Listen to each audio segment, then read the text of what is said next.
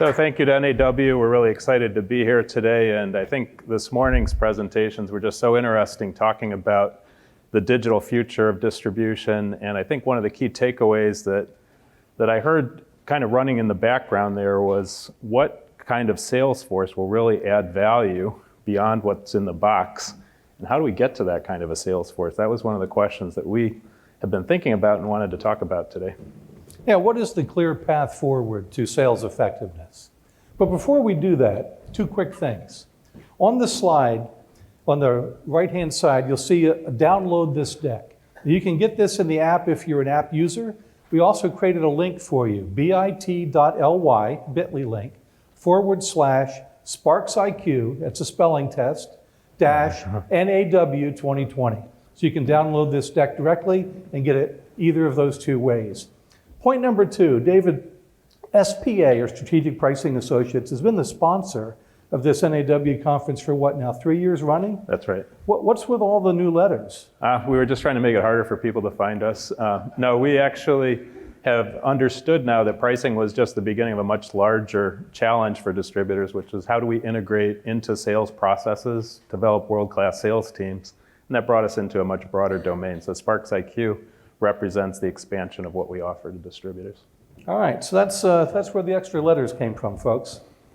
Now that we've knocked that down, let's talk about our actual plan here. We want to talk today to you about a concerning thing, the growing buyer-seller gap. But we want to talk to you about a happy thing, some massive potential for sales growth that we see through some of the analytics that we do. We want to point out some top challenges and initiatives that you have told us about that you're either challenged with or working on this year. And then we want to help translate that into what's the best path forward to get the greatest degree of sales effectiveness you can. So this is where we're headed. Let's talk about this growing buyer-seller gap.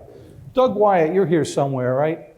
Doug and I were reading some B2B buying research this year, and we noticed something that's somewhere between fascinating and alarming. Here's what buyers are saying in research study after research study about what they want from sellers. They want someone who understands them and knows their business.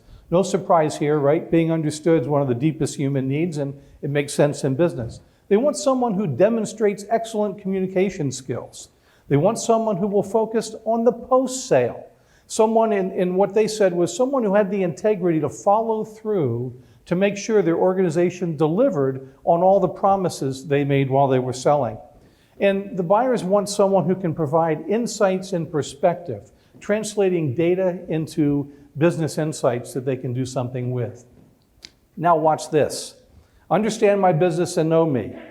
Buyers are saying that they feel that sellers are not well informed. Only 33% felt that they were. Buyers are saying they want excellent communication skills, but say only 25% of sales reps are actually effective at dealing with influencers in their organizations. They want someone with the integrity to follow through, but in this one study, 60% of these buyers questioned their sales reps' integrity. And they want someone to provide insights and perspective, but say that 27% say that salespeople can actually do that. Those are some pretty alarming gaps. Let's take another slice at it.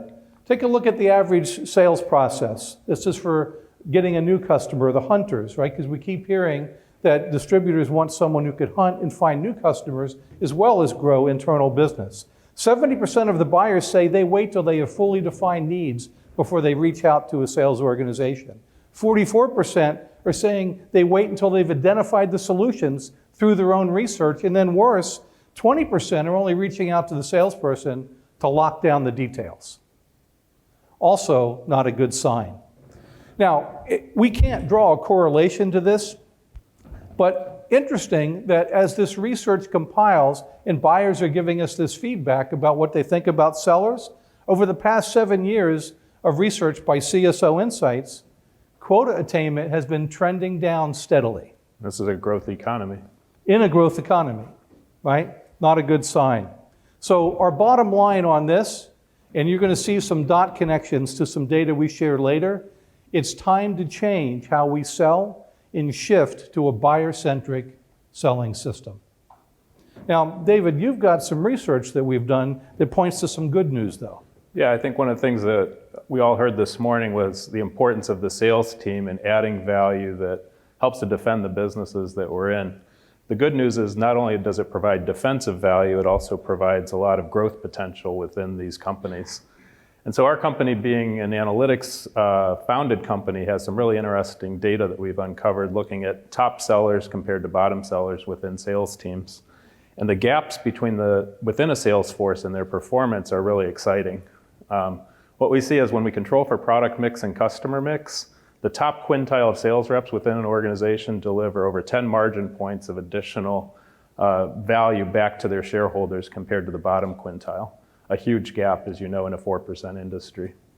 When we look at the ability to retain sales, we see almost twice the customer retention from our top elite sellers compared to their bottom quintile. And then when we get into share of wallet, over 6x.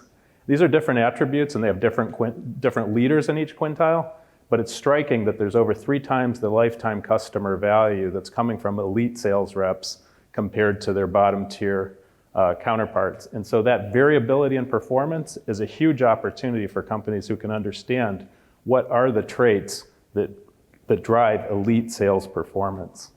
When we dig into it a little bit deeper, we find some additional interesting facts. If we can't get a sales rep in the bottom quintile all the way up to the top, that's probably unrealistic. What happens if we get each sales rep to simply move up 1 quintile? And this is from a $1 billion client of ours. There's about 7 margin points sitting between those different quintiles, 43% revenue retention. We see when we look at share of wallet, 48 points. As we calculate the dollars, this is how money gets made and paid, right? There's $8 million just sitting in pricing from helping sales reps move up 1 tier. $30 million in extra revenue retention. That's revenue that doesn't go out the door because the customer leaves. We get share of wallet is producing yet another big block of impact, and the clicker's not quite working here. But these, $107 million just coming from extra share of wallet, easiest way to grow sales, sell more to your existing customers. And when it comes to new revenue generation, we see a lot of the same opportunities.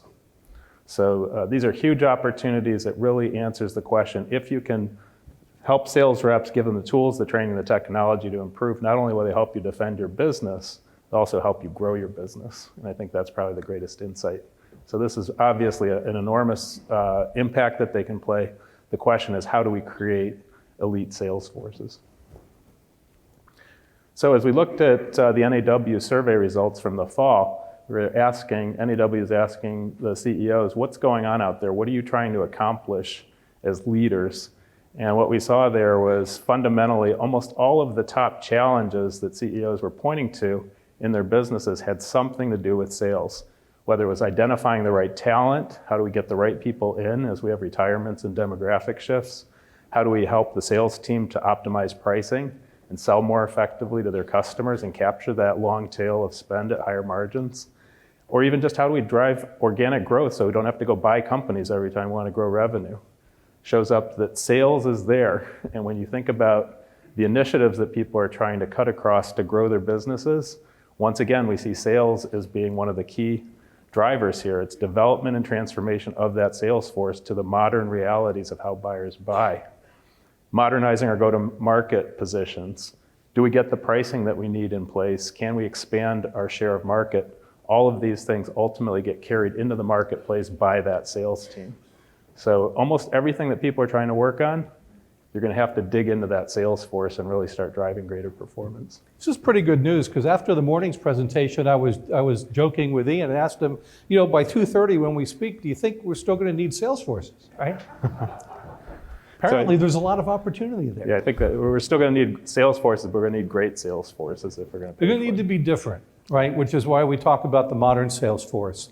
So how do you take this, right? How do you take this information? First of all, buyers aren't so happy. And by the way, that's not a distribution study, but B2B industrial is included in that study, right? So we're not completely painted with that brush, but we're in there.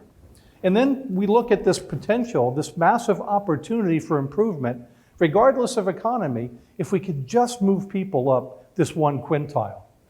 But how do we do that? right? What's the clear path forward for improved sales force effectiveness? Our recommendation, maybe an analytics company, is diagnose first, then prescribe, right? But we wanted to share why we felt so strongly about that. Let's take a look at some of these common challenges that I've seen over the years analyzing and helping sales forces improve results. We see talent gaps. We see people who should be farming but are hunters, or should be hunters and have a farming skill set. Managers who were promoted from top reps who aren't the best managers. We see poor hiring and selection practices. Lack of training and coaching, whether it's onboarding or ongoing. Lack of buyer centricity, that's made clear in the early studies we show. We see sales management systems without a cadence or an operating rhythm, and we see struggles with organization structure, inside sales, outside sales, e-commerce. How should it all get plugged together?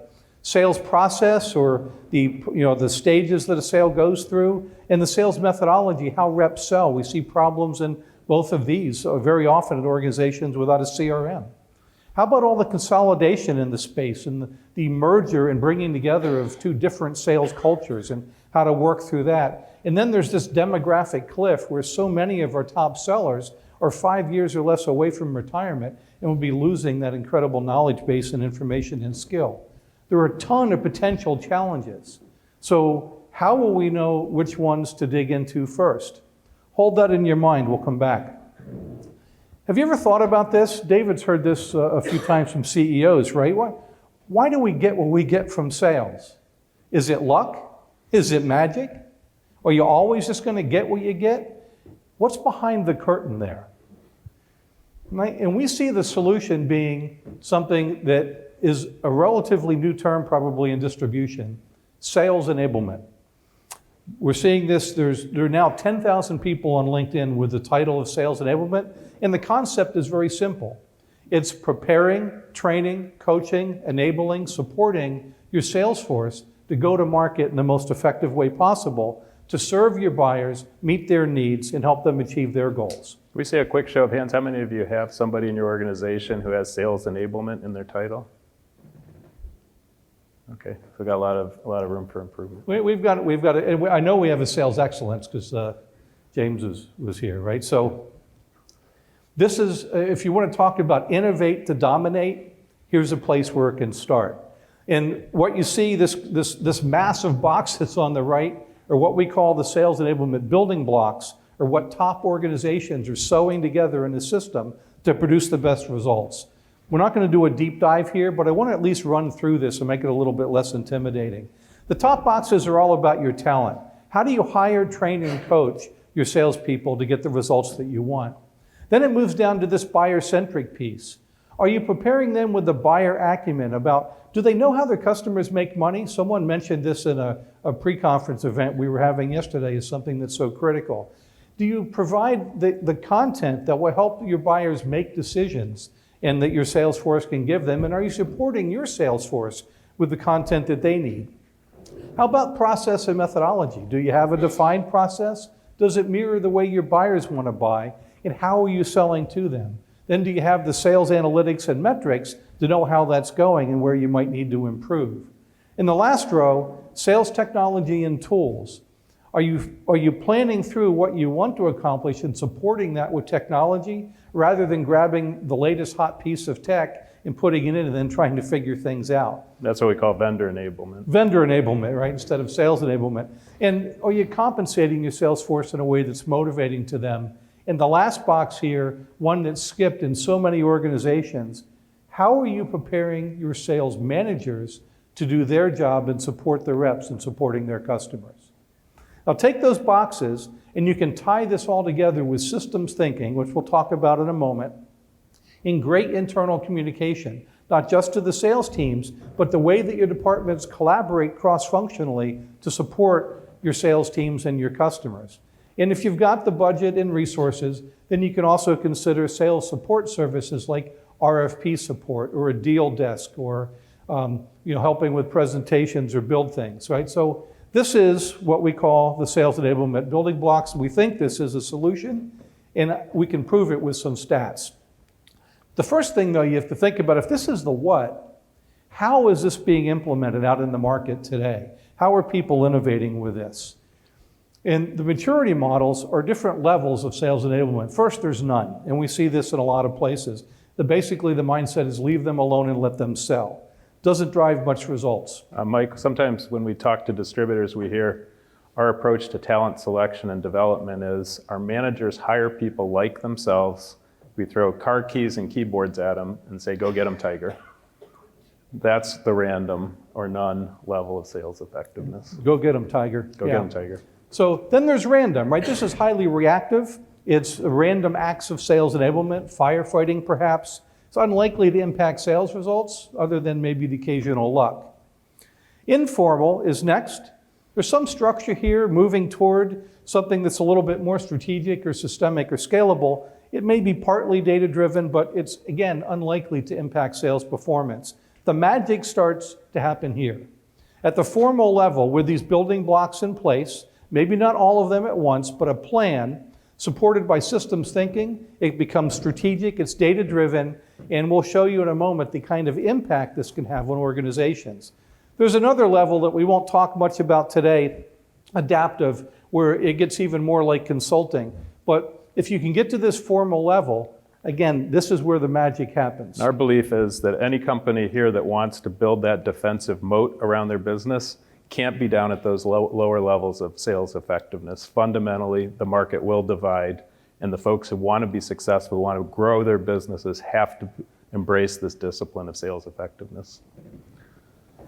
So here's some of those stats that I said. This is a study by CSO Insights, and they looked at organizations that had random, informal, formal, and then formal plus charter, which basically is an agreement about what does sales enablement mean to our organization and how will we operate cross-functionally to support sellers. Look at the difference in win rate, right? They're 9 percentage points higher between random and formal. That doesn't even count formal and charter. Massive opportunity for growth. That's 23%, I think we figured, David, right? Yep. Now, back to this buyer-centric thing I talked about. They also studied organizations who tried to align the way that they were selling to the way that their buyers want to buy. When they did that, almost an 18% up in win rates and almost 12% increase in quota attainment. Significant impact. Last one, Sales Enablement Pro did a study called State of Sales Enablement, and they looked at the formal sales enablement maturity model with a charter and saw that those organizations had 12% higher win rates and 35% more quota attainment. So there's money to be had here. Yeah, this is where the magic happens. So, start to string some of these things together. We need to get more buyer-centric, massive amount of potential. Sales enablement seems to be the way. But again, if you look at all those boxes, it's like that big list of challenges. How do we know where to start? David, you've got some advice on this, right? Yeah, we think that really, as with so many things, measuring before you build is critical. And there's really 3 key things that we can measure today. The world of analytics has pivoted away from the dry world of just pure data and financial metrics and really looking now at who is our sales force? How can we assess what's inside the sales organization? What are their strengths and weaknesses? How do they need to improve to be successful? How many of you have taken 23andMe or Ancestry.com? Or know somebody who's taken it? Yeah, we got some people. Why are so many people taking this? They want to know, who are we? Where did we come from? Do you ever wonder that about your sales team? Who are these people? Why do we get what we get? You can find out now. So the good news is, in about the same amount of time as it takes you to get your 23andMe results, you can do an assessment of your sales team to find out who they are. Who are the people? What skills do they have? What types of processes are we using? What kind of training do we offer to get these people to elevate their performance? These are all available metrics now by doing a short assessment of your sales team. And then as we look deeper, can you skip this for me? It really answers on the people side. Do we have the right people in the right roles? If we're going to have an elite sales team, we can't approach talent selection, assignment roles randomly. What are we missing in our sales capabilities to grow the business, to manage share of wallet, to drive the profitability that we want? Why can't we get more organic growth in our business? Will our sales team, do they know how to sell on value instead of price? Very basic questions. Can we close more business with the amount of time we have available in the markets that we serve? Next slide. This is it. And then when we get to the infrastructures, it's about what is the process that our sales teams use? Are they just going out every day and chit-chatting with customers, or do they have a disciplined process for how they engage with the right people to talk about the right things? And are sales leaders actually pulling everybody in the right direction? And as we go through these demographic shifts, do we have the right ramp-up process? Our salespeople, our new inbound sales talent, do we know how to onboard them fast enough and capably enough? And then as we get into training, are people really learning the skills they need to add value in this difficult economy? Do they have the business acumen? What gaps do they have either at the organizational level or one by one at the individual level? And how should we coach them to maximum performance? So these are big opportunities. There's a lot more that you learn when you do a DNA test of your sales force, but I want to show you just a little bit more of how those insights play out. So there's some really important talent analytics that help us to dig into. Some of these are behavioral, some of these are belief systems, some of them are learned competencies. But as we survey a sales force, we really want to understand what's the composition within a skill like hunting. If we want people to go get more business, how many of our people actually have the belief systems, the resistance, the persistence to be able to go after new business? Will they do that predictably? When they interact with customers, do they have the right skill sets, the right belief systems to do that effectively? When they qualify opportunities, are they even talking to the right people about the right things? Will that conversation, if it ends successfully, be profitable for your company? Those skills we can all start to assess, and then we dig in much deeper at the individual sales rep level. There are 21 different competencies and DNA characteristics that we can identify of those top performers that we talked about earlier that are very different from the DNA of bottom performers. As we start to drill into who is this sales force, why do we get what we get, these become instrumental in helping us to build that sales enablement journey that we talked about earlier. We aren't satisfied with just looking at 21 competencies by themselves. This is the competency of qualifying who we talk to. How do we spend our time as a sales force? We know that sales reps broadly spend less than 30% of their time talking to actual customers. We better be talking to the right people. So the qualifying competency makes sure that if we have the right conversations, we'll make money. There's actually a dozen different attributes of what a sales rep does or believes or has learned that lets them be effective at that. And we need to understand for each of our sales reps, where are they strong at that and where do they need help? That's what helps us to really start to identify and close gaps, and particularly thinking about the gaps between the top quintile sales reps we talked about earlier and the bottom quintile, isolating those differences, whether it's who they are, what their belief systems are, what their training is, that's where the money is in this whole thing. So as we think about diagnose first and then prescribe, there's really three phases. We talked about the quintiles. First, understand how much performance variability is there in the sales force. We call this top performer analysis. Second, let's do a DNA test. Let's find out who are these sales teams. What are the common traits of elite performers? What are the common traits of the bottom of the stack? How do we start to onboard people who look more like the top and less like the bottom? The third phase is really about, now that we've got the metrics and we understand the relationships between talent and business outcomes, we can start to engineer a sales enablement journey that predictably leads to elite performance. This is how you take all those crazy boxes in what we call the sales enablement building blocks and figure out, how do I prioritize this? Where do I start? What do I do next? And take some of the complexity out of that to build a clear path forward for sales effectiveness. So ultimately, you can't build this journey until you measure what's inside the sales team. That's really the message here. If you want to be able to defend your position in the marketplace, elevate the performance of your sales team, you got to know where you are and you got to know where you need to get to. And especially at a time when what the sales force needs to be doing is different and shifting based on all the conversations that we had this morning. So quick summary, right? We know that buyers are telling us through research they're not as happy with us as we'd like them to be. If we can get it right though, you've seen massive potential, even if we just move these reps up one quintile. A lot of the challenges are complex, the solution itself is complex, so the best path forward is through this type of diagnostic that allows you to figure out, how should I prioritize things? How do I move forward? How do I eat this elephant one bite at a time?